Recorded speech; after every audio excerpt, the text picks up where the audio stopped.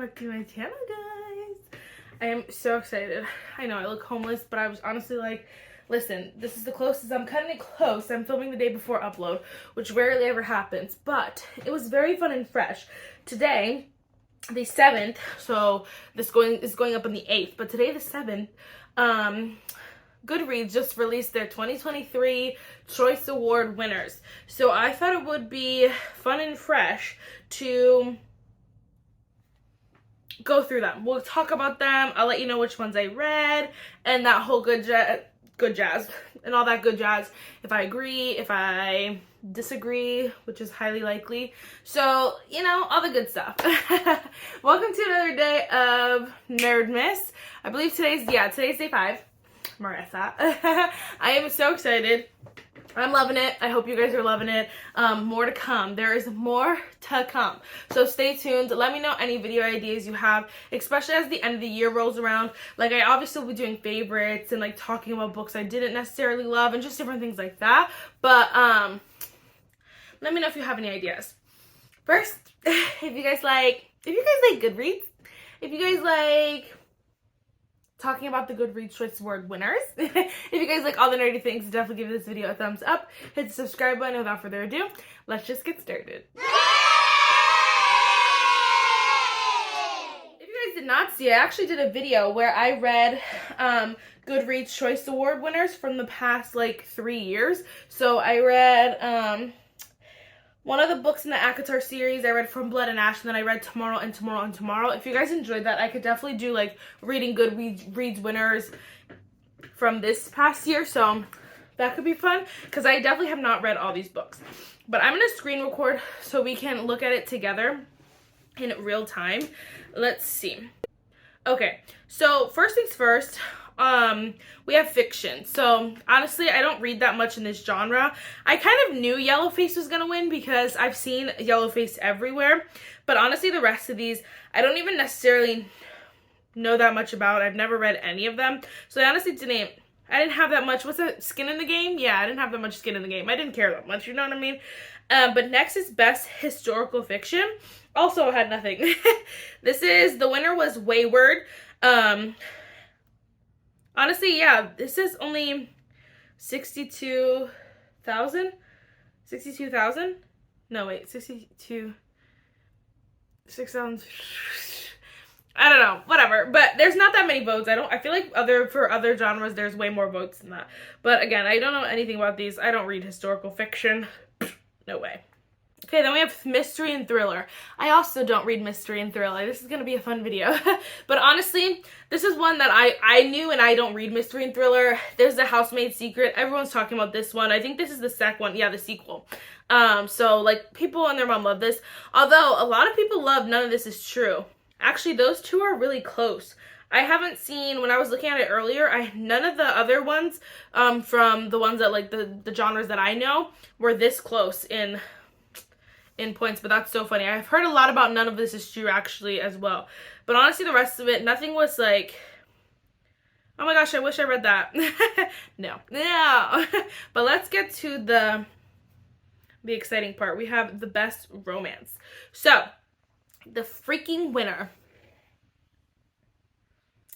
Happy Place, guys, by Emily Henry. I've never been more disappointed in my life. Honestly, I would be more disappointed if Happy Place won over like a book I wrote, but obviously that didn't happen, you know what I mean? I would be more upset. But honestly, it was pretty close to upsetness because I felt like there were just so many better options, y'all. Oh my gosh. Happy Place was not that good, and I feel like they won by like a lot. And I'm like, did we read the same book? That whole book is just miscommunication. It's lack of communication. They literally do not communicate that entire book. Nobody communicates and people love it. They're like, oh, this is great. And I'm like, you literally didn't ask him not once, hey, why do we break up? Why'd you break up with me? Like, he's literally playing her and nobody cares. Everyone's just like, oh yeah, this book is so good. I'm like, no. Anyway, sorry, I digress. But the options were Love Theoretically by Ali Hazelwood, which I really liked. I love that book. But I didn't think that book should win either. Yours Truly by Abby Jimenez. Again, I also really love that book. It was great. It had its moment. But, like, is it best of 2023? I don't know. They're, like, I don't know. Final Offer though, like Final Offer is incredible. I love that book so much. I could see why people didn't love it because it was so long. So again, like necessarily, do I think necessarily it needs to be the overall winner? No. But I still feel all three of those that I mentioned were better than Happy Place. All the ones I'm going to mention. King of Pride by Anna Huang. Kai deserves better than whatever place this is. Okay? He deserves better than that. The Right Move. Guys, this is one of those moments where I'm like, guys, what are you saying right now? Did people just blindly vote because they knew? I feel like that's the thing, though. That is the problem, too. Not the problem, but I'm sure there are plenty of people who read Happy Place who aren't necessarily readers, because I have a friend who, like, she read Happy Place. She read a few other books, too, but, like, it was just some books here and there. She's not, like, a reader, but she saw Happy Place on TikTok, so she bought it and read it. And so I'm like, okay, so she would probably vote for Happy Place because she hasn't read any of the other ones, but I'm like, still, I'm annoyed. Wildfire by Hannah Grace, y'all. Incredible. It was so good. So much better than Happy Place. What? Oh my gosh. And then some of these I didn't read, which I would like to read. Practice Makes Perfect by Sarah Adams was good. I don't think it was winner quality, but it's definitely good. In the Likely Event by Rebecca Yarros was not good. I don't even know why it got nominated. I did not like that book that much. Hello Stranger by Catherine Zenner was so good. So good. So good. It was like, oh my gosh, like I recommend that book all the time because it was so good. So honestly, y'all, I'm confused. You Again was like okay, and then The Long Game by Elena Armas wasn't bad, but I definitely also don't think it should have won. My point being is that in this category, I just feel like there were so many other options. I'm like, how did Happy Place win by so much? I don't understand. But I did realize that too, is that because there were so many good options, I feel like it was like you either voted for Happy Place or you were split with the rest of them. There was not like a second book that I felt like everyone would vote for. You know what I mean? If that makes sense. Because like in some categories, I feel like there were top two that I was like, people are either going to vote for this one or this one. I feel like this one, since there were so many good options, that it was like the rest of us who did not want Happy Place to win, we were a little bit divided because there were so many other good options.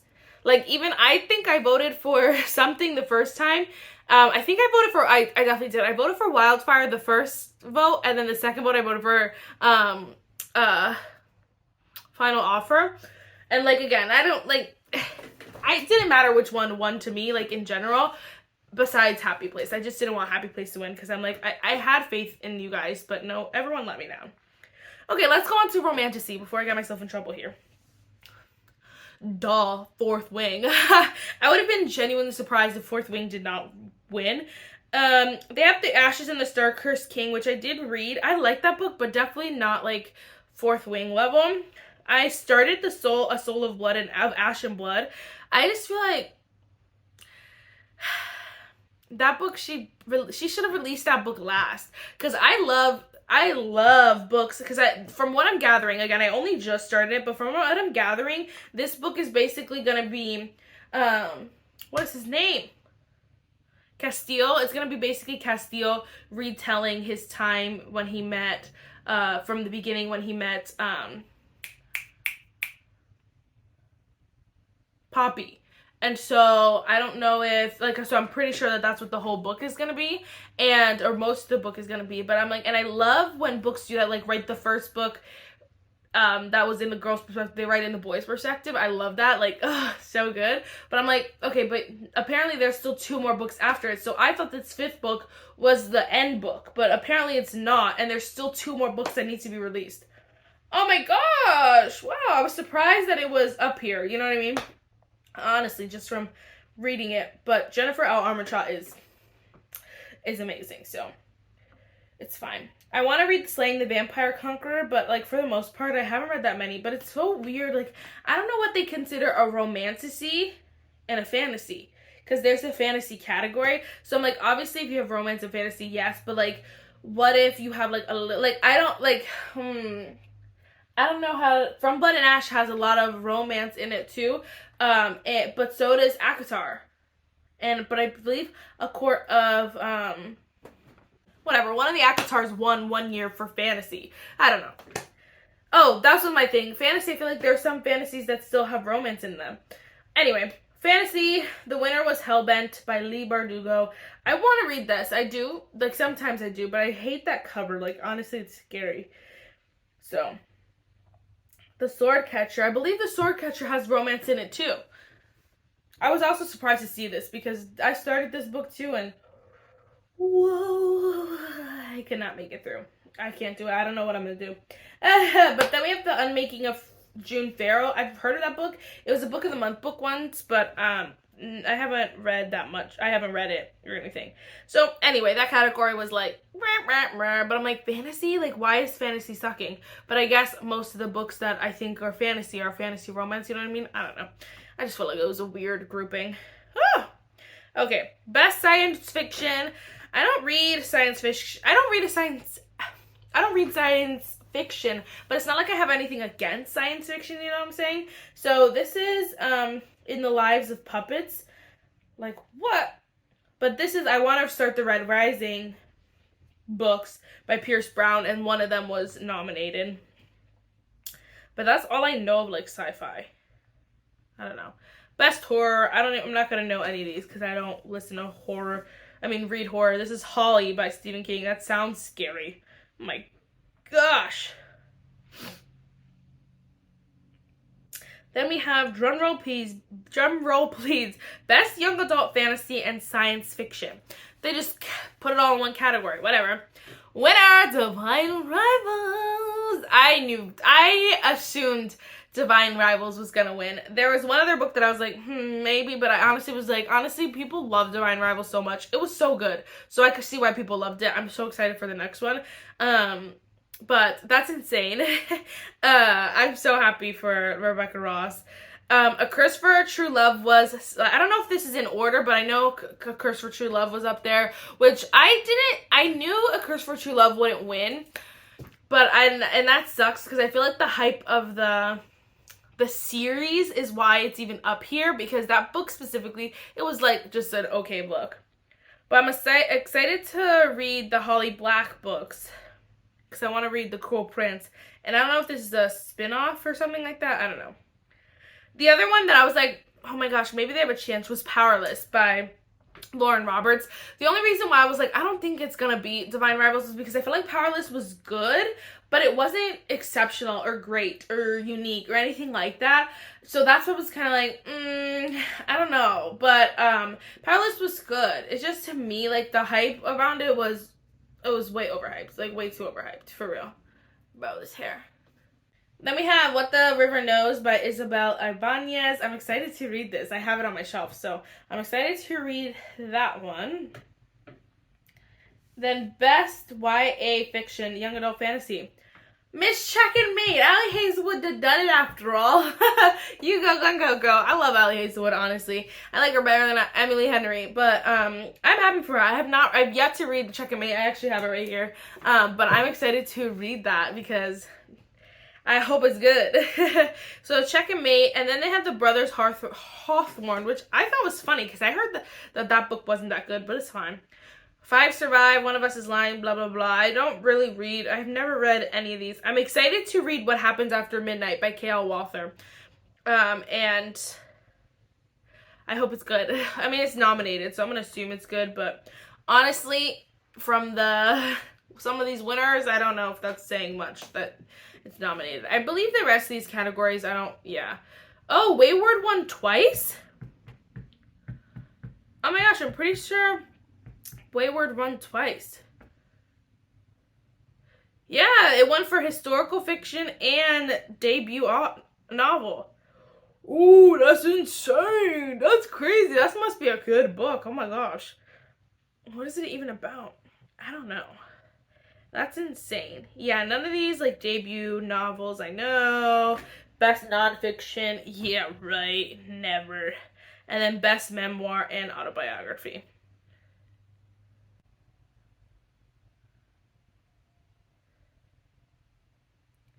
Yeah, I don't really know any of those. Anyway. Okay, so the winners I have not read Check and Mate yet. I don't know if there was another one that I don't have, but the 3 winners I have, honestly, I could have predicted these. I probably did. When they first come out, I was probably like, dang, they're going to win awards. Everyone talks about Happy Place when it first came out, and so I can see why. I just personally, not a fan. But these two, like, yeah, like, yes, they deserve it. Rebecca's doing big things. I love these books so much, and I'm so glad that they won because I actually did really enjoy them, and I am, again, so glad that they won. And I'm excited to see, like, what next year holds. I don't know. I mean, obviously, like, most of these series, I believe, are gonna, these series are gonna continue. Obviously, Emily Henry, I'm sure, is gonna come out with more stuff, so we'll see. This is my first year having Goodreads, so I don't necessarily know how, not how it works, but I don't know much about, like, how they pick the Goodreads nominations, or if it's, like, automatic by purchases, or, like, I don't know, like, so I don't know what is being nominated, or anything like that, so I'm excited just to see, like, what next year looks like, and kind of just get a gauge. I don't know, we'll see. That's it for this video, guys. I really hope you enjoyed it. Let me know who you were voting for down below. Did any of your winners, did any of your picks win? Did any of your picks lose? Because that's the worst. Yes, I'll see you next week, guys. Bye, nerds.